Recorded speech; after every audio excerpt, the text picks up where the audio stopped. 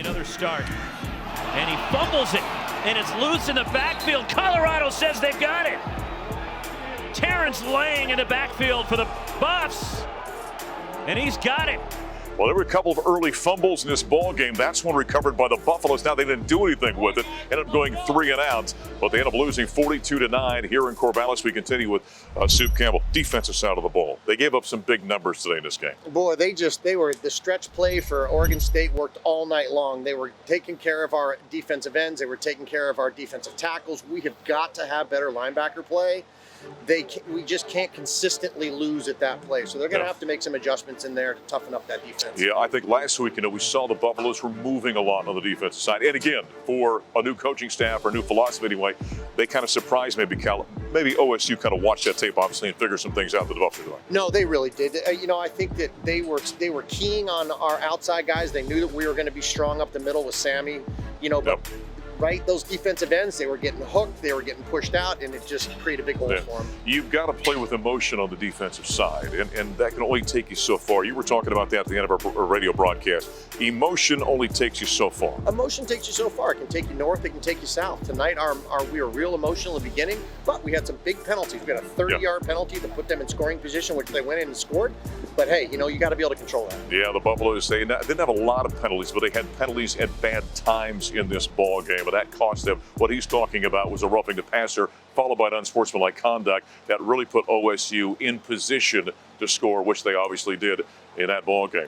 Afterward, we heard from a number of players after the Buffs fall 42-9 in Corvallis. It was very tough. I feel like we didn't do enough as a team to come out with that dub, even though we really won it. And I feel like we brought good energy this whole week and had a good practice. It's tough, though. It's been amazing just to be a part of this program, and it's just been good. We got a win last week, and that was one of the best feelings we've had.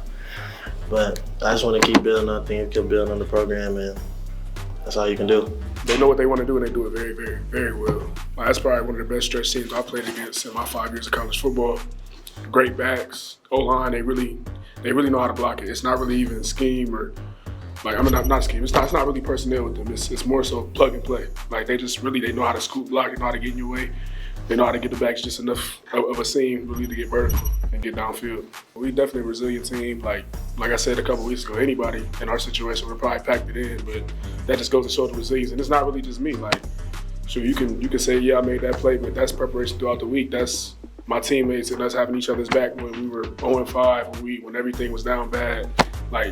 The defensive lineman had to make their plan B and their gaps for me to even be able to shoot that. So that was a total team effort right there, and that just shows the resilience.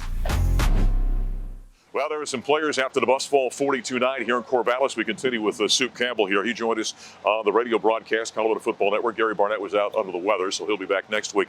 Now Mike Sanford's got to take this team and move it forward this week. He does. He talks about process. He talks about the want to. He talks about the kids that he wants to get involved and start playing better. He may have to make some changes at some different positions to make sure that we're shoring up different places. I think that you need to start giving Estera a little bit more time. I think we need to take a look at what we have at corner, but those would be decisions that he has to make to get this team to move forward. You were talking about this towards the end of the radio broadcast too, about finding the guys with the will and a want to. You got to find.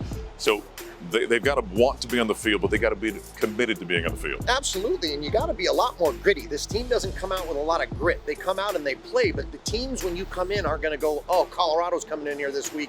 This is going to be a big game for us. Right now, it's a game for them. They need to make people worry about them. They need to make people uncomfortable for that week that they're going to have to play them, and that comes with grit. This is an opportunity this week. Now, it's homecoming for Boulder, right? You got the Hall of Fame induction ceremonies on Thursday. It's always a big pageantry weekend for the Buffaloes. You've got Arizona State coming in. This is a winnable ball game for Colorado. We saw what they did last week against Cal, right? That's right. That was a winnable ball game. They got an opportunity now on Saturday. Yes, they do, but they're going to have to go back to the drawing board. They're going to have to fix them things. They're going to have to come out a whole bunch tougher than they did this week.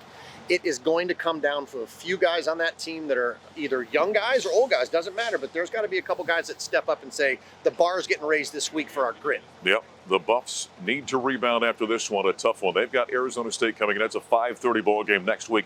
Gary and I are going to hit the air out of Franklin Field at 3:30 with the Buffalo Stampede pregame show. Coming up next here on the Buffalo Stampede television show, we're talking basketball. Tad Bowling Company got a big exhibition coming up against Nebraska this weekend. We'll talk with the head coach.